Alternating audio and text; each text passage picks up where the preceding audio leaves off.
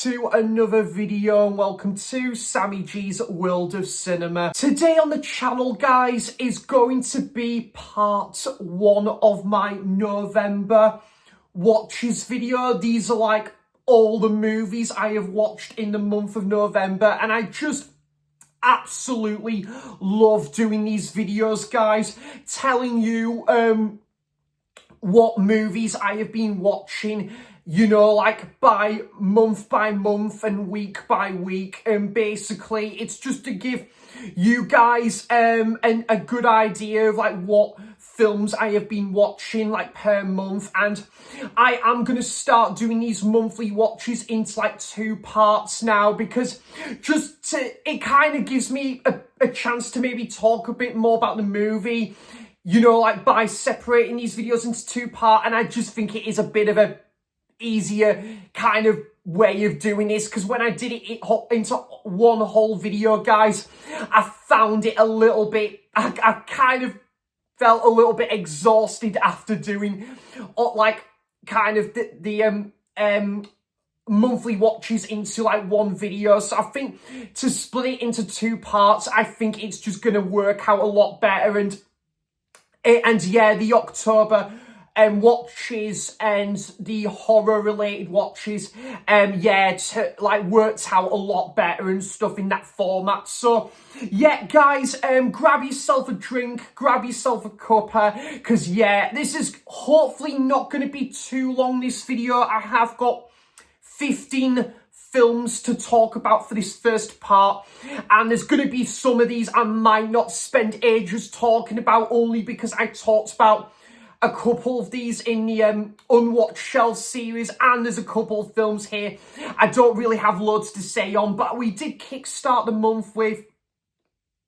a cinema trip to my local cinema here in Blythe at the Market Pavilion, and I went to go and see the 40th anniversary screening of Back to the Future.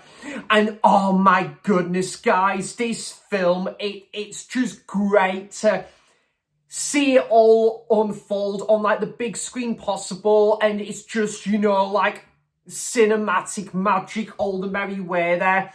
This is just like a perfect definition of just like a great popcorn flick, but a sci-fi just feast for the eyes, like, and especially something kind of a bit of an original take on like the sci-fi genre mixed with time travel. And oh yeah, I just love this, guys. A film that doesn't need any introduction for me. You know, Doc Brown, who is one of the greatest, you know, like inventors, like magicians put to screen. But you've got Marty McFly, is just as cool as a cucumber in this film, and the kind of the chemistry between Doc and Marty is just dynamite in this film.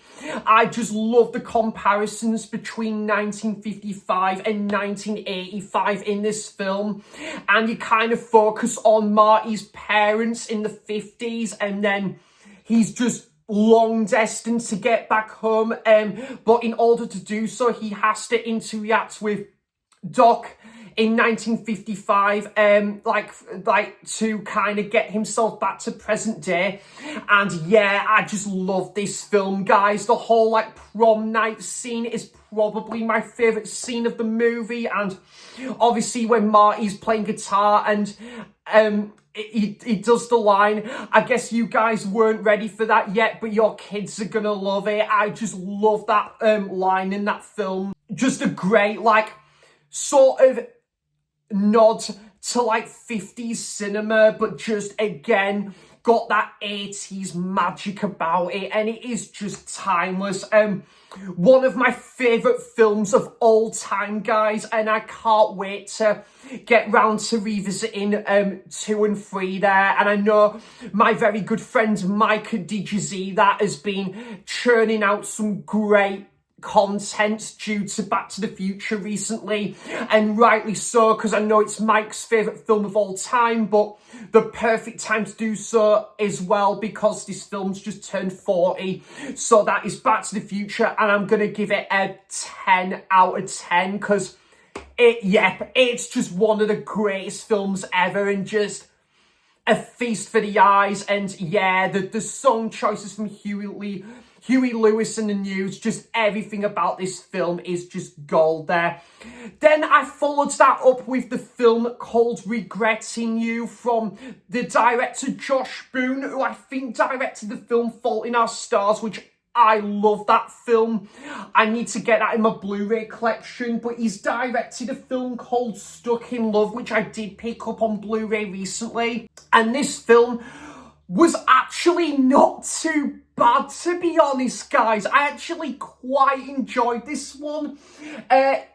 It's not winning any awards by any means, don't get us wrong, and it's not doing anything like mind-blowing, but it is just a decent, just like drama that I'm just a sucker for those kind of movies, guys, like indie dramas and, you know, like sort of like indie movies and, you know, like romantic dramas, comedy dramas, those kind of movies I am just a sucker for. And yeah, although I wouldn't class this as a comedy drama, this leans more to the romantic drama side, but this is really interesting.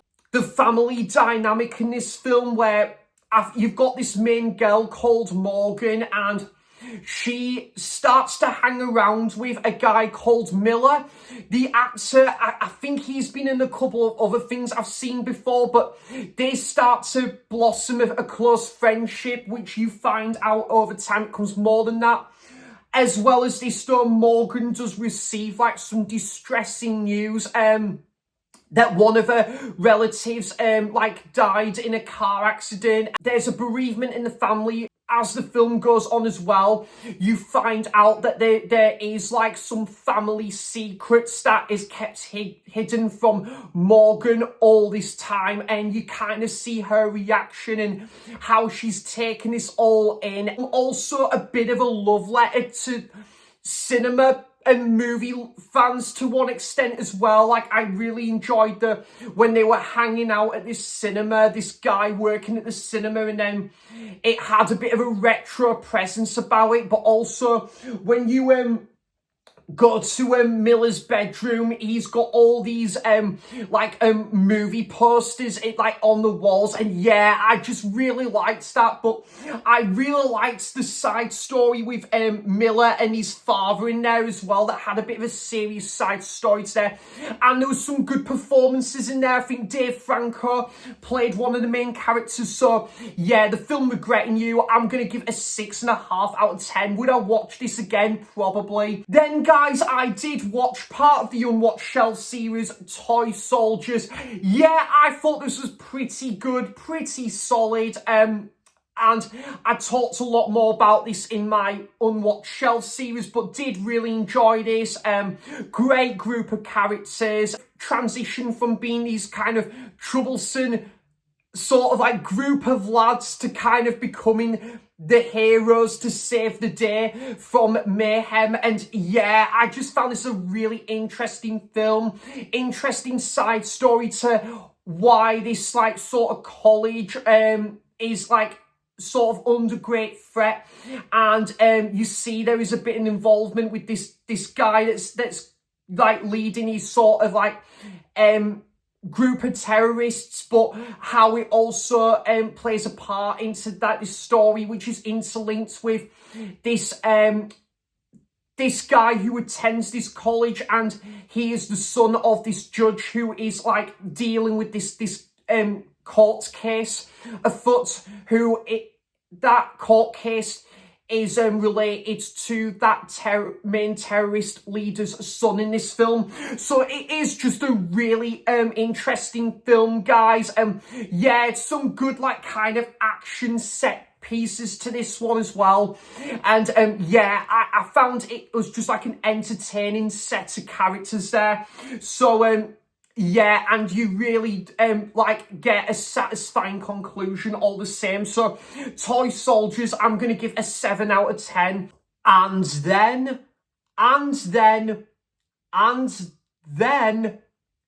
Dude, Where's My Car? Yeah, I watched this for the first time in over a decade, and oh my god, guys, I forgot how fucking funny this film is. It is just a barrel of laughs. It is just so funny. It is really daft, really silly, but it's self-aware at the same time. And Ashton Kutcher and Sean William Scott, who just out of the blue, just like they wake up with a banging hangover, and they can't remember for the lives of them, like, what did they get up to the night before. And you find they are in this real sort of like cunning and drastic sort of turn of events, where they're trying to remember those turn of events where they find out that their car's been stolen. They own this mega sum of money. They've spent near all their money as well, and basically they have to impress their girlfriends with gifts for their anniversaries. And yeah, it's just a really funny film, guys. I love the side story with that space camp as well. And oh my god, guys, that final act is absolute batshit, but you just love it. I was in stitches watching that final act unfold. It is just so bizarre. It makes no sense.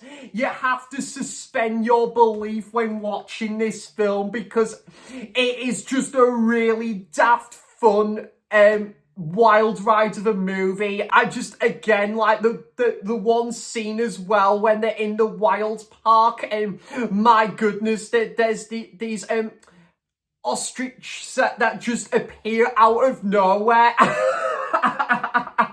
Oh my goodness. I had a very good time with this one on rewatch. Dude, Where's My Car? I'm gonna give this one a 7 out of 10. Dude, sweet! I had a rewatch of Meet the Parents.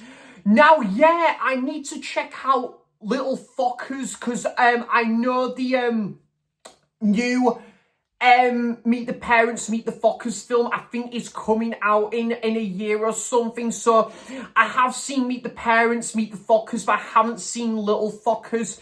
So I do need to try and watch that at some point. But I think the Blu-ray, less than what a coffee would cost. Meet the Parents, just, oh yeah, just a really fun first installment, guys, that is just self-aware. It knows what it's doing, and yeah, Robert De Niro and Ben Stiller just absolutely steal the show as both Jack Burns and Greg in this film. It is just a fun movie, and Ben Stiller, it's his girlfriend in the film, his fiance. Yeah, she is a great supporting character to this as well. But the scene with the, oh my goodness, guys, the scene with the missing cat, and Greg is spying on Jack, and then this thing accidentally catches fire on display, and then he just hides through that window. And oh, the scene with the vase as well, and in the basement, the cat that like pisses all over the toilet. Oh my goodness, it is just a funny film, and I loved it when Owen Wilson comes into this as well, and the ending would give a great hint of what's to come in the sequel, Meet the Fockers, which I personally do prefer, but Meet the Parents, haven't seen it for so long, and it still holds up on rewatch there. So Meet the Parents, I'm going to give a 7 out of 10 there. To go and see the latest release of The Coral from 2025 there, and I loved this. I loved this film, guys. This was beautiful. This is why I love British movies, because of movies like this. All the performances were great, on point. I loved kind of the group of kind of the elder folk in this film, and they've just got a really great witty sense of humour, great banter with each other, and like why this choir is just so endearing and so important to them. But Ray Fiennes, who replaces someone as this composer, this conductor of this choir. Ray Fiennes is as fantastic as he can ever be in this film. I thought the relationship sides of this film was interesting. Sort of subtle moments here and there, like, and this film does take place in the First World War. There is some quite sort of downbeat moments, but there's some pretty upbeat moments to this film as well. And yeah, I just love the way they kind of like, they captured that 1900s sort of village setting, part of like West Yorkshire as well. And yeah, I just really had a good time with this film, guys. The whole scenes by the railway station, by the mill as well. This sort of stage play as well was played out as well, was really interesting. But again, the song choices was just really well done, and learning more about this like composer in this film and to why he's travelled from abroad to lead this choir was just so interesting, but really wholesome little film, this one, and definitely one I would pick up on Blu-ray at some point if I see it for a good price. So the choral, I'm going to give a 7.5 out of 10, guys. I thought this film was just so beautiful. Lovely little film that. I would definitely watch that one again. A Girl Walks Home Alone at Night. And yeah, guys, decent, pretty good, vampire film, this one. It's a great, foreign language film, this one. Again, I just think this is one of the best, like, black and white looking movies I think I've seen, like, similar to, like, La Haine, where the black and white sort of cinematography was just gorgeous. It really was good. But kind of like the score, the music and the soundtrack was just really elevates that sort of moodiness and that bleak atmosphere in this sort of suburban town. Interesting set of characters along the way, and the main vampire who comes in and out of the movie, you know, has that real sort of, you know, sort of like unhinged and brooding presence that, you know, like really sets up the tension quite well. And yeah, I just found it an interesting sort of take on this like vampire like subgenre there. So A Girl Walks Home Alone at Night, I'm gonna give a 7 out of 10 there. Speaking of like indie dramas, again, I was kind of in the mood to go back and rewatch something that, well, it's set all 4 seasons, but part of it, a vast part of this film does take place at winter, and you're probably gonna find, guys, later on in this video, I have watched a couple more like wintry based movies. I've just got that buzz to go back to a lot of wintry based movies again. We've been in this time of year now. But I did rewatch Juno. First time seeing this in about 7-8 years, and yeah, pretty good movie, this one. Good, like, coming of age, like, indie film. One of the first Blu-rays I actually bought as well. But yeah, Elliot Page and Michael Cera, yeah, like they've got like decent pairing, like chemistry. I kind of wish we saw more of them together though. I think if we focused more of them as a pairing, that might have made the movie a little bit better, in my opinion. But with what the film was still foretold, it was still interesting. Loved seeing J.K. Simmons in this film, guys. You know, he plays a great supporting character of this film. He's probably my favourite part in this. I didn't really care too much for the relationship between Jennifer Garner I've never been a big Jennifer Garner fan anyway, though. And Jason Bateman, who I've actually come to like more as an actor, to be fair. Jason Bateman is an actor I've definitely grown to appreciate more. But I think I did prefer it when we did see him and Juno, when they're talking about like music and stuff. Again, those were some of my favourite scenes of this film. But yeah, Juno, who finds out that she's pregnant. She reveals this news to like her family, her stepmom and her dad, her newborn, like up for adoption, and she finds the like who she thinks is the perfect like to be parents, to like look after her child. And yeah, I just really like this film, guys. I've watched it a few times, not seen it for a while. I also forgot that Dwight from the Office US made a cameo in this film as well.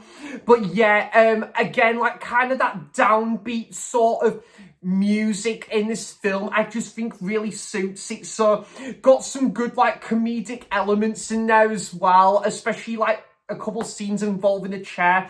So yeah, the film Juno, I'm gonna give a 7.5 out of 10, guys. Predator Badlands at Market Pavilion. And yeah, so this film has been getting a lot of high praise recently. I know this film has been doing the rounds recently and getting a lot of high praise and stuff, and a lot of applaud. This film I personally thought was just fine. I thought it was just alright.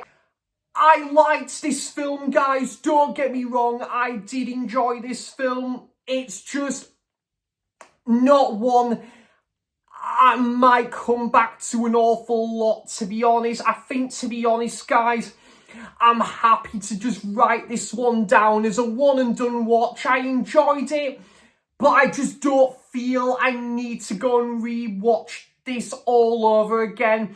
But this is just my personal opinion, of course. I did slightly prefer Prey, personally, but this was still decent, enjoyable. Yeah, I was going to say average, but no, it was a bit better than that, actually. It was quite good, this one. So, yeah, first of all, though, guys, this director, Dan, I think it's Dan Tuckenberg, I think it is. He is a fantastic director. You know, 10 Cloverfield Lane is definitely, for me, his best film so far, in my opinion. But I did really enjoy Prey, and this was pretty good as well. So I am actually sort of curious to what this director's going to bring next to the table there. But yeah, this was definitely an interesting take on this sort of Predator film series about this young Predator, I think called Deck, who it is kind of forced to leave his planet, and then he is stranded on this other planet, and then he stumbles upon I think, what's her name? Is it Jenna, I think it is, like kind of this android Jenna, who it is kind of like sort of a bit kind of in a bit of a vulnerable position, and they meet this sort of like cute furry like animal as well. So they're kind of their own like three musketeers, shall we say there. But yeah, this Predator, like this version of Predator, was like pretty good, though, I will say. It was kind of interesting to see this Predator like playing the good guy, and yet there's another Predator in this film where you find they're actually the bad guy, and you kind of find out more why. But there is another rival to the story. Ellie Fannon's character, is it Jenna? I can't remember now, guys, apologies. But her sister is kind of a bit of a rival to the story, and you kind of see that kind of unravel later on into the film. But some of the action set pieces were decent. I did enjoy some of the visuals as well. Some of the score was actually pretty good as well. But yeah, overall, decent viewing, guys. Definitely one I'm glad I saw at the cinema. In fact, I actually was the only person at that screening that day, so that was pretty cool. I had the cinema to myself that day, that screening, so that was pretty tidy, pretty banging. That was decent movie, guys. In my opinion, not a patch on the original. I think the original is one of the greatest films of the 1980s, and I will stand by that. But yeah, this is a decent entry as Predator films go. Predator Badlands, I'm going to give a 6.5 out of 10 there. Then another brand new release, and this time around from Yorgos Lanthimos, I think it is. And that is Bugonia. This is Emma Stone, Jesse Plemons, and I forget that other guy. I've seen him in a couple of other things. But yeah, Bugonia. This was a really cool film, actually. I did enjoy this one. You know, it was kind of interesting to see this film. It had like kind of this one main location throughout, you know, the duration. But it was interesting, a bit like similar to 10 Cloverfield Lane, where you've got this basement sort of like set into it, and yet they do so much with so little, and I feel that's what this film accomplished. That you kind of find is this main character like on their side or actually up against them, and on planet Earth, you know, for this reason to the next. It was kind of an interesting conspiracy sort of like thriller. Almost, I would even class this as a conspiracy thriller with kind of sci-fi elements attached to it. There was some interesting, obscene layers to this one that kind of reminded me something like one of Wes Anderson's later movies, like The French Dispatch, or recently The Bohemian Scheme, where it's got these dreamscapes almost. It kind of did remind me a little bit of that as well. But yeah, I just really kind of liked how this film it asked kind of those characters that asked so many questions, and it kind of was a bit of a food for thought sort of like viewing this film. There's kind of one intense scene that's involving like this dinner table conversation again that had a bit of a similar vibe to 10 Cloverfield Lane in one particular scene in that film. But yeah, I really enjoyed this film, guys, and my goodness, that ending was you know, like a real sort of striking sort of conclusion to this film, and you see how it unfolds and how this whole theory is just brought together like on the surface of things. So yeah, Bugonia, I'm gonna give an 8 out of 10 there. Going back to what I was saying about wintry based movies, so yeah, I've just been having that urge to go back to a lot of like wintry based movies again, and just the perfect time of year to do so. I just decided one day to sit down and just check this film out and see what the fuss was all about. And the fuss was all about, and that is 100 of beavers. Hundreds of beavers, should I say. So yeah, this is kind of like, I can't remember if this is a Canadian sort of like, it's like a bit of a left field, experimental, trippy sort of, like, you know, kind of, sort of flamboyant and sort of bombastic sort of film. But yeah, this was a really interesting yet bewildering and fascinating film, this one. One main character, and you just focus on him, and he's trying to go from A to B to Y to Z to try and, you know, like, sort of, you know, avoid these, like, beavers, but other like any animals that is kind of like on his tracks and on his case, really. And he's trying to do all of his can to like escape this sort of like continuous madness that's just keeps going up against him. And yeah, I just really enjoyed this. I really liked how it had a bit of a musical element, you know, the way the film opens up, it is like a musical, but then for the vast majority of the film, it's kind of sort of like not as dialogue heavy, which I think in this film it did actually work. It felt like kind of a silent film for the most part, which I think that this did work. But there was a couple of other side characters that you've got a bit of a back and forth theme with them characters that I found interesting. You know, like, I think one is like running a bar, or like it's got like this shelter space. I just think again the wintry sort of vibrancy of this movie just really worked. I think if this sort of film took place in like spring or autumn or something like that, I don't think it would have had the same feel as it does with this film, with it being like snowy and icy. But wow, there's just so much going for it, you know, like the pacing is off the scale, off the charts here. And you know, like again, there's just so much happening, but the editing side of it is great and just really well handled, where it's so fast paced, but you know, like there's something to kind of draw you in and you're glued to the screen there. But yeah, the look of the beavers as well, and kind of like this film done on this like kind of budget was just a really good accomplishment.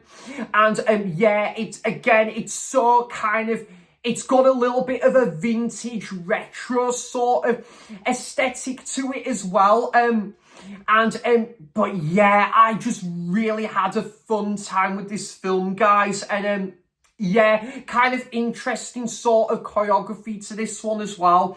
So Hundreds of Beavers, I'm going to give a 7 out of 10 there. Again, sticking with like wintry based movies, I always am going to have to thank Andy at Forgotten World of Movies. Always going to thank Andy for putting me onto this film, because yeah, I knew nothing about this film till Andy spoken highly of this movie, and that is a simple plan. Now, this is my second viewing of this one, and oh yeah, guys, this is such a great sort of like, again, mystery thriller that is set in like kind of the wintry period. I just think there's something about winter, mystery, thrillers, that just something about it just goes hand in hand, and this is no exception here. Yeah, this is just a really good film. Bill Paxton, who I think plays like this carpenter or this like joiner. His wife is expecting, and him and his brother and their friend, one day out of the blue, go out on like a stroll around like these fields, and they discover, when they're having a bit of banter, a little bit of fun, that they find this plane out in the field, and they go to the plane and they find this bag of like a huge sum of money, and they keep it as an ongoing secret from their loved ones and their family, and you see things just spiral out of control. Consequences are coming their way when they least expect it. And yeah, this is just a really great sort of like wintry based thriller. This one, like Bill Paxton is excellent in this film, Bridget Fonda, Billy Bob Thornton, yeah, it's got such a good cast to this one as well, and some of the score as well, chilling sort of, you know, like kind of cunning sort of like feels what this film is going for. And yeah, it's just really good, guys. A film that just keeps flipping it on its head constantly, and it's all surrounding this huge sum of money as well. And you find how it will have a, kind of life-changing effect on one character to the next there. So yeah, that's the film, A Simple Plan. I'm going to give this one an 8 out of 10 there. I had a rewatch of Chocolat. So Chocolat, now this director, I think it is, I'm trying to think of this director's name. I think it might be someone Halstorm, but this director has made a couple of other really interesting films. There is a film I really do want to check out, actually, called The Cider House Rules.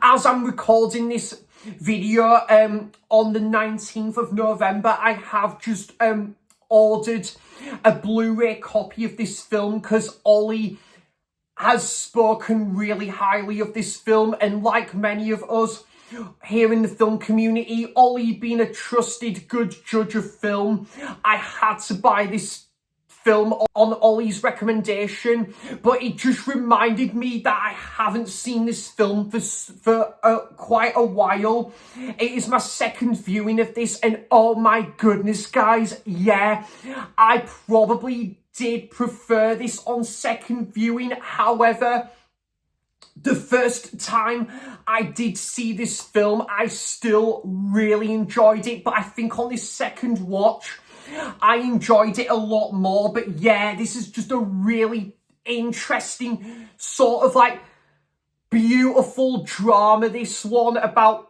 this like main lady in there, and she's a single mother, and her daughter who like move into this sort of like this village in France.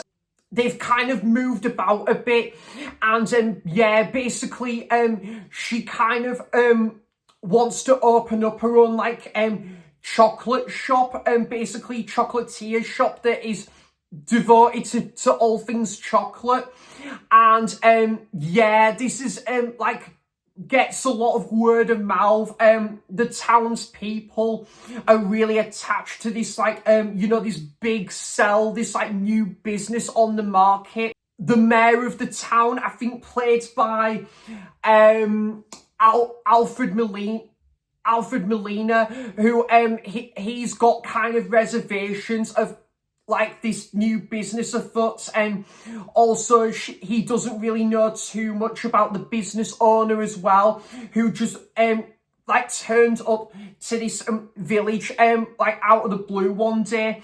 But yeah, this is just a really good, beautiful, wholesome drama.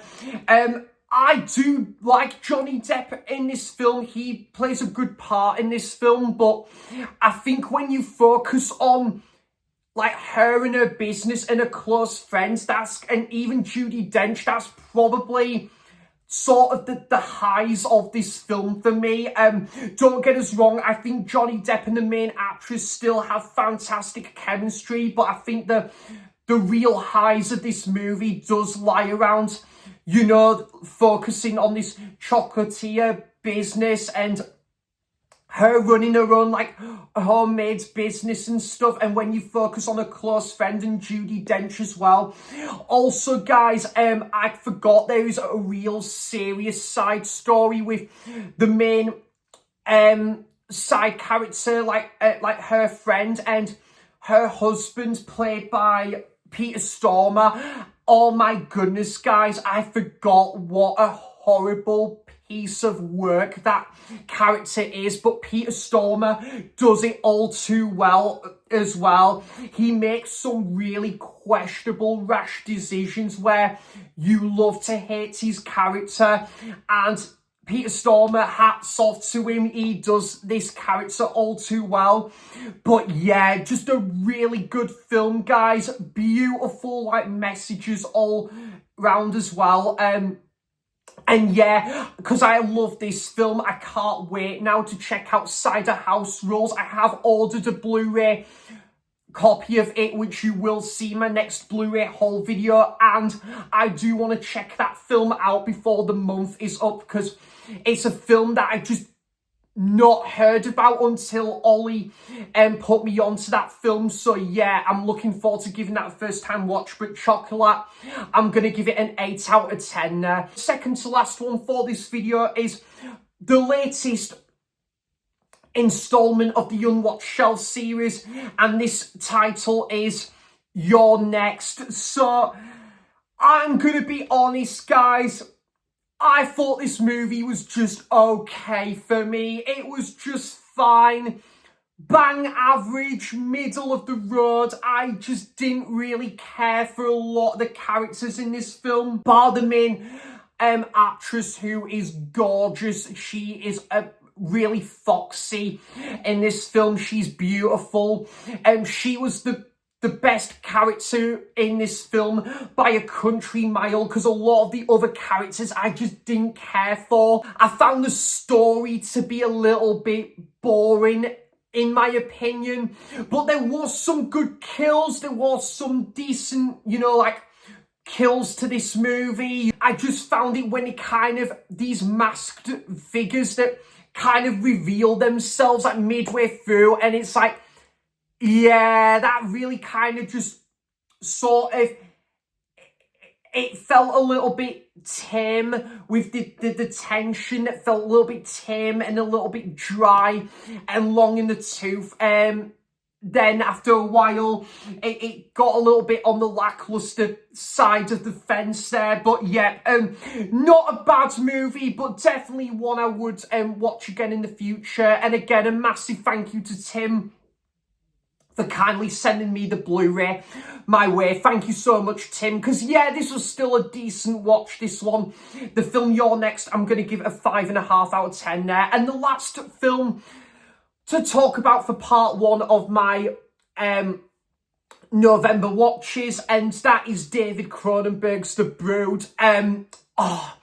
Absolutely awesome film, guys. I have seen this a few times now, but this was the first time checking out my 4K copy of this at long last, and my goodness, guys, yeah, this was probably my best viewing of this film yet. Just a really dark, like, sinister, edge of your seat, sort of snowy, wintry, atmospheric body horror film. It's just got all those elements and ingredients that you want in a body horror movie, and this is what you get here, as well as the fine acting as well from Oliver Reed and Samantha Edgar, and the main other guy who played the main father in there does a great job in this film. And yeah, I just really love this film, guys. Again, like the score, and it's got that real sort of bite of the apple to it, that real sort of oomph power to it. It is just really kind of draws you in. It kind of is engaging with the story this film is telling, and yeah, I just think there is some really striking edgy seat moments surrounding this cult and this clan that is the main threat of this story. But Oliver Reed is very much this unhinged main character where you don't know whether to like him or dislike him. It's kind of that apples or oranges scenario. A psychiatrist, and he's got these sort of techniques going on that one or two of the characters do find his sort of ways of doing things quite on the questionable side of things. And especially like what he's getting up to when he's taking good care of like the main lady in there. But yeah, that ending as well, it's just got so much going on, and it doesn't give the film really chance like to breathe at one point, because there's that much going on, and yeah, like so much happening in like a minute or two. It's just a really excellent, like, sort of atmospheric sort of thriller slash drama, this one, with just some good performances, great like wintry presence about it, and yeah, that tribe, that clan are just really ruthless and dominate the threats level that this film is going for it. That kind of reveal towards the end, yeah, is quite stomach churning stuff there. So yeah, The Brood, I'm going to give a 7.5 out of 10 there. Yeah, definitely one of my favourite David Cronenberg films, absolutely. So yeah, guys, that is it for part 1 of my November watches video. So I absolutely love doing these monthly watches and just had a great time going through the first sort of selection of movies that I have watched in the month of November. And yeah, guys, do let me know in the comments, have you seen any of these movies and what's your thoughts on them? Do you plan on checking any of these movies out? Do you have any of these movies in your collection? I would love to know all of that good stuff in the comments down below there. And yeah, I'm probably gonna possibly continue on with my 4K collection, but I do want to do something else, kind of a video that's kind of winter movie related. I might do something like that at some point, but I do want to jump back onto my Wes Anderson review series, because I haven't done anything for that series for the past few months now. So it's about fine time I get back onto that review series.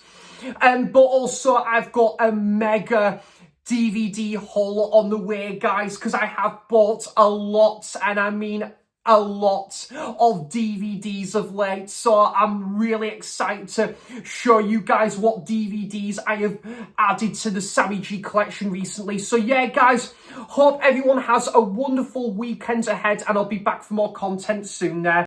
So thanks for watching, cheers for stopping by, and until next time, I'll see you for the next video. Bye bye. Take care, guys, and part 2 of this coming soon.